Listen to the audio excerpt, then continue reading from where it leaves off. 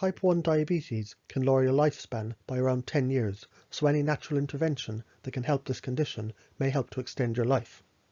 Type 1 diabetics are generally low in vitamin C.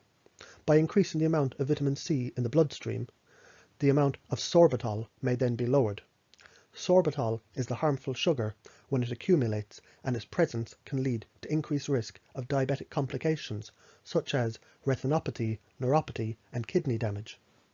The best form of vitamin C would be liposomal vitamin C.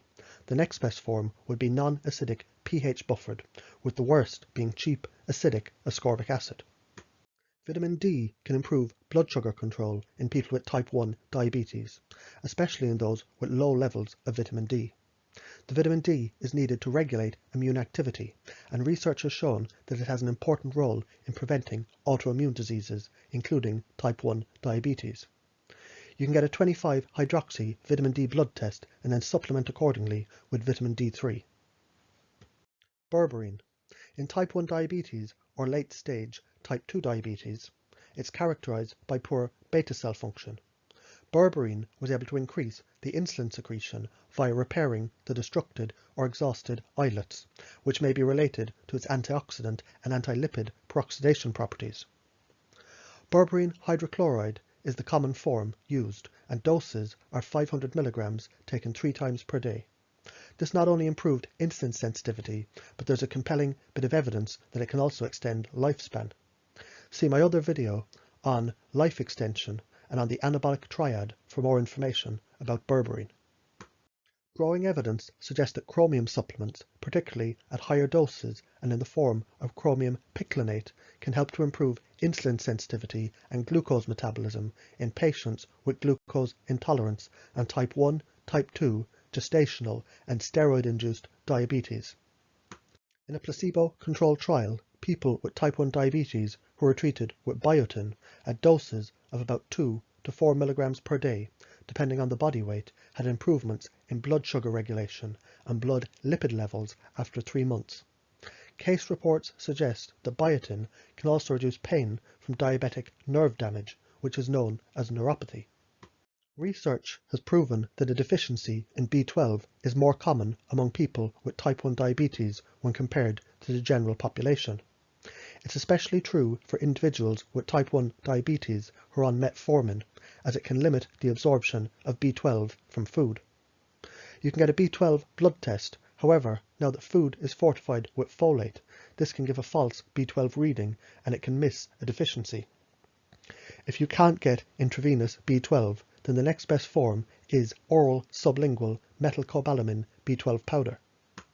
In one study, researchers in India found that adding 100 grams of defatted fenugreek seed powder to a daily diet of patients with insulin-dependent type 1 diabetes significantly reduced their fasting blood glucose levels. It improved glucose tolerance, and it also lowered total cholesterol and LDL, which is bad cholesterol.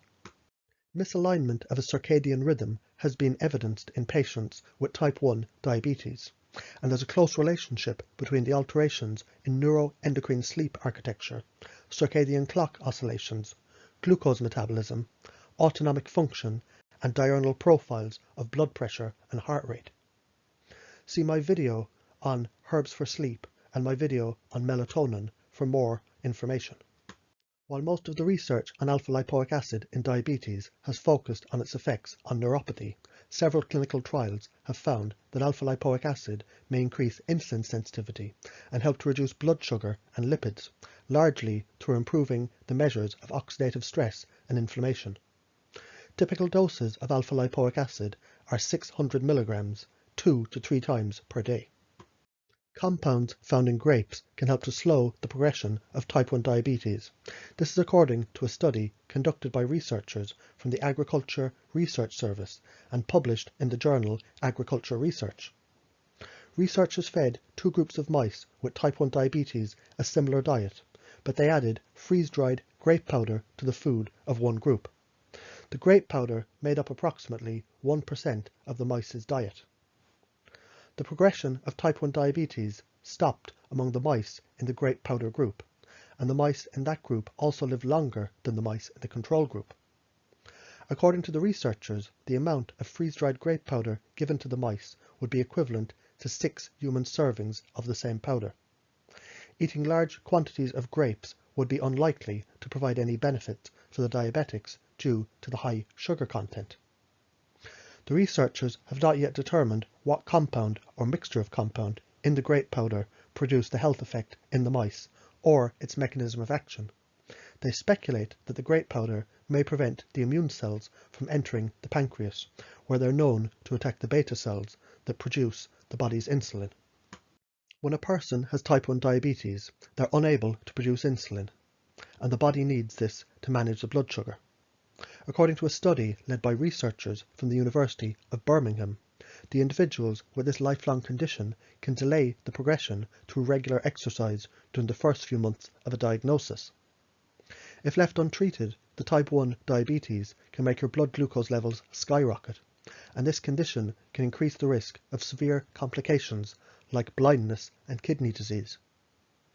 Volunteers who followed an active exercise regime after a type 1 diagnosis were able to extend their partial remission or their honeymoon period by 5 times, unlike those who didn't exercise. This makes sense, as it's known that if you have a light 20 to 30 minute walk after each meal, the activity helps to lower the blood sugar, and it leads to many benefits by helping to prevent blood sugar spikes. For more information about diabetes, check out my video on diabetic retinopathy and my video on diabetic neuropathy. And for information about herbs or supplements discussed in this presentation, check out my website.